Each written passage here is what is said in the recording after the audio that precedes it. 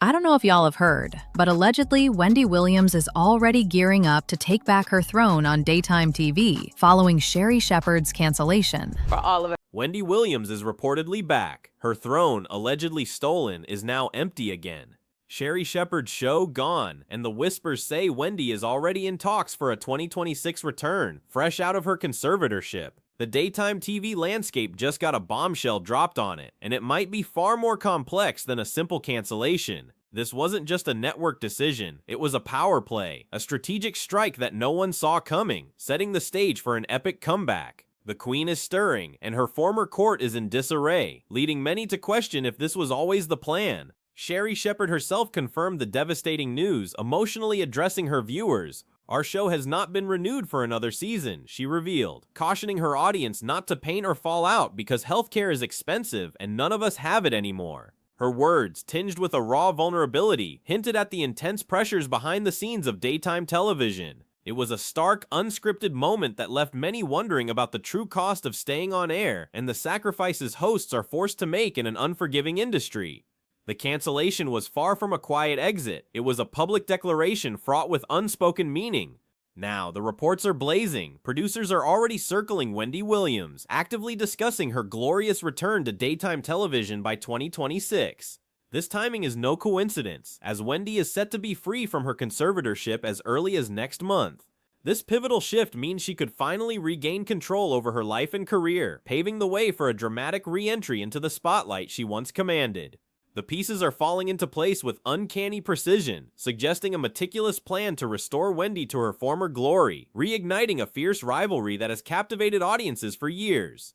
But the plot thickens far beyond a simple host swap. Sherri's emotional breakdown revealed a deeper truth, as she lamented, "Those people don't understand when we are in power, the battles we had to fight that you will never know."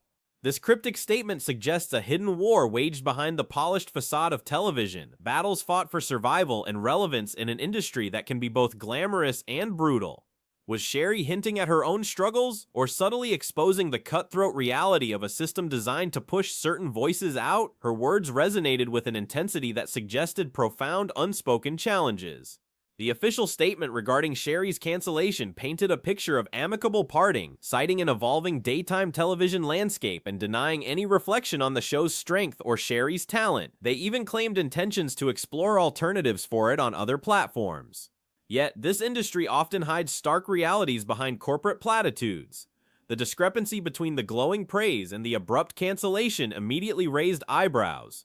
When a show is performing well, such a decision rarely comes without significant, unstated motivations, leaving the audience to read between the lines of a carefully crafted narrative. Here's the kicker. The Sherri Shepherd show was reportedly doing well, not losing any money. This crucial detail completely contradicts the usual reasons for a show's demise. If the ratings were steady and the revenue solid, then the evolving landscape excuse feels hollow, a convenient cover for something far more intricate. It begs the question, if financial performance wasn't the issue, what truly motivated this sudden, unceremonious axing? The industry is rarely transparent, but the numbers here scream that a deeper, more personal conflict was at play, shaking the foundations of daytime TV. The manner of the cancellation itself sparked immediate suspicion. News of Sherri's show ending first broke through an article, a cold, impersonal leak rather than from Sherri herself. Many felt a host of her stature, on air daily, deserved the dignity of announcing her own show's end, much like Kelly Clarkson did on the very same day. This detached approach fueled theories of a disrespectful and premeditated dismissal, stripping Sherri of her agency in a moment that should have been hers. It felt less like a mutual decision and more like a swift, calculated move by unseen forces. Sherri's emotional breakdown during a segment discussing Tyra Banks and the America's Next Top Model controversy suddenly takes on new weight. Netflix's Surviving Tyra Banks exposed the harsh realities of the show, reigniting scrutiny on Tyra's past actions. Sherri's platform became central to this conversation, even hosting former judges. However, it was her passionate defense of Tyra that truly stood out, particularly when she broke down in tears, revealing a vulnerability that seemed to echo her own professional struggles, adding layers of meaning to her later cancellation. Sherri passionately defended Tyra, highlighting the immense difficulty of navigating the industry as a young black woman. When Tyra first pitched ANTM, She argued that Tyra fought fiercely for inclusivity, pushing for diverse casting with Black, Latina, and plus-sized women, even against prevailing industry standards. Sherri also pointed to the absence of social media accountability, intimacy coaches, or therapists for contestants back then. Her defense underscored the immense pressure on pioneers, suggesting that judgments today must be tempered by understanding the brutal realities of a bygone era in television. Yet, even while acknowledging Tyra needed accountability, Sherri emotionally emphasized, "It was a different time back then, and y'all don't understand what it takes to stay on air." She spoke of making difficult decisions to keep a show alive, weighing options, and sometimes regretting choices in hindsight, all for the sake of providing a platform for people who looked like her. This raw, unfiltered confession hinted at the moral compromises and intense pressures faced by Black women hosts striving for representation, making her later cancellation feel like a poignant validation of her struggles. Listening to Sherri's emotional defense of Tyra again, but this time through the lens of her own show's cancellation, reveals a profound, subtle message. She spoke of how we have no idea what people like her go through, and how people like her are always put in positions to weigh what's good for them. Was she subtly articulating her own predicament? It's as if she was trying to communicate without directly saying it, that she too was being pushed out, forced to make impossible choices, or perhaps even punished for not conforming to certain expectations. Her words now feel like a prophetic lament. A compelling theory circulating is that Sherri's show was canceled because she refused to play the game. The belief is that in a world craving drama and toxic narratives, Sherri consistently offered positivity and genuine upliftment. This refusal to engage in manufactured controversies or embrace sensationalism might have sealed her fate. Some speculate that her wholesome feel-good approach didn't generate the kind of viral buzz or confrontational content that network executives now prioritize. If this is true, her cancellation wasn't about ratings, but about an artistic choice that clashed with industry demands. Beyond the philosophical arguments, concrete reports suggest the split was far from amicable due to contract disputes. Sherri was reportedly expecting a significant pay increase and had already made demands for major changes to the show. Allegedly, she sought to film less, wanting to cram more shows into a single taping to free up time for her burgeoning acting career.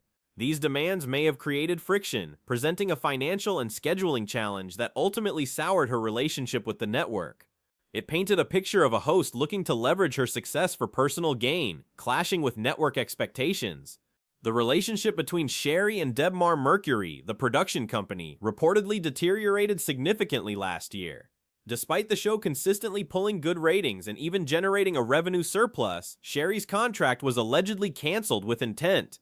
This suggests a breakdown in trust and collaboration, where financial success was overshadowed by deeper animosities.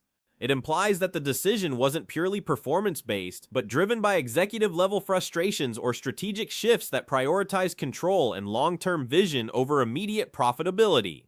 The backstage politics were clearly more volatile than met the eye. Sources claim Sherri was completely blindsided by the cancellation, feeling deeply hurt because she had anticipated a multi-year renewal, along with a substantial pay raise for Season 5. This expectation gap further underscores the breakdown in communication and trust between her and the production team. To be so confident in a future that was, unbeknownst to her, already being dismantled, speaks volumes about the alleged secrecy and the shock of the network's decision. Her emotional reaction wasn't just about losing a job, but about a sudden, unexpected betrayal of her professional aspirations. Now enter Wendy Williams. Allegedly, Debmar Mercury made a strategic decision to bring Wendy back to daytime television, driven by popular demand and her reported improved health. The network seems convinced that with Wendy doing much better, she's fit to return to TV full-time, signaling a massive vote of confidence. This move suggests that while Sherri's show was stable, it wasn't generating the kind of cultural buzz or fervent fan engagement that Wendy commanded. The network sees Wendy as an untapped goldmine, capable of recapturing a loyal audience hungry for her unique brand of talk. While Sherri's ratings were fine and the show wasn't losing money, data trends reportedly showed she wasn't dominating daytime in the way producers were accustomed to with Wendy Williams. This distinction is crucial. Producers are now looking for a big revenue rejuvenation, believing Wendy Williams will bring the heat and generate significantly higher viewership and advertising dollars. It wasn't enough for Sherri to be merely stable. The network craved the undeniable magnetic pull that only Wendy could deliver, a force that could reshape the entire daytime landscape. Her return represents a bold play for market dominance. To secure Wendy's return, production is reportedly pulling out all the stops, offering an opulent deal. Rumor has it she's already picked out a stunning 3-floor penthouse apartment with an elevator, paid for by production to accommodate her lymphedema disease. Furthermore, a special mechanical purple chair is allegedly being designed to glide her onto the stage for every show, circumventing her mobility issues. These extraordinary accommodations highlight the network's determination to bring Wendy back at any cost, demonstrating their belief in her unparalleled star power and ability to draw massive audiences.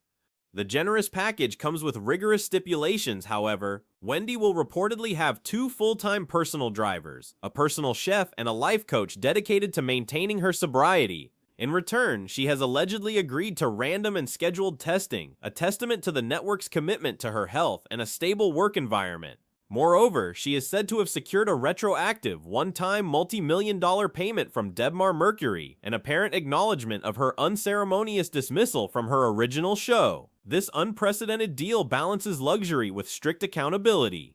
Wendy's determination to return has been evident in her public fight against her conservatorship, which has been in place since 2022. She has openly questioned its necessity, especially after recently achieving a perfect score on 2 capacity tests. She expressed frustration over waiting for a new cognitive evaluation controlled by her guardian, Sabrina Marassi. In a series of interviews, including a notable one with The Breakfast Club, Wendy unequivocally voiced her desire to regain control over her finances and decisions, signaling her readiness to reclaim not just her career, but her entire life. Meanwhile, some fans feel no sympathy for Sherri, harboring a long-standing belief that she covertly orchestrated a move to steal Wendy's show and time slot. This perception was intensified by Sherri's immediate actions after landing the show. She reportedly fired Wendy's longtime executive producers, David Perler and Suzanne Bass, a decision allegedly coming directly from Sherri herself. This swift, decisive move was seen by many as a clear-cut act of disloyalty, an aggressive takeover that cemented the idea of her complicity in Wendy's forced exit, igniting a deep-seated resentment among Wendy's loyalists. Adding fuel to the fire, Sherri brought John Murray on board as a key figure, describing him as her rock and prayer partner. Yet, within a short time, accusations surfaced of a toxic work environment under his watch. Crew members reportedly described Murray's ego and temper as running rampant, with claims of him belittling staff, screaming in meetings, and turning Sherri's dressing room into a battlefield. His departure was met with rejoicing, with staff feeling freed from a poisonous atmosphere. This internal turmoil further damaged Sherri's image, painting a picture of an unstable leadership. So as Sherri exits amidst controversy and Wendy reportedly prepares for a grand return, the only lingering question for the Queen is her alimony obligations to Kevin Hunter. Her divorce clause states she only pays if working on TV, which explains her exploration of radio. Will her triumphant return to daytime TV force her to resume those payments? The entire saga is a whirlwind of power plays, alleged betrayals, and calculated comebacks, leaving us to wonder if Sherri was intentionally removed to pave the way for Wendy. Do you believe there's a deeper orchestrated game at play? What are your thoughts on this seismic shift in daytime television? Sound off in the comments below.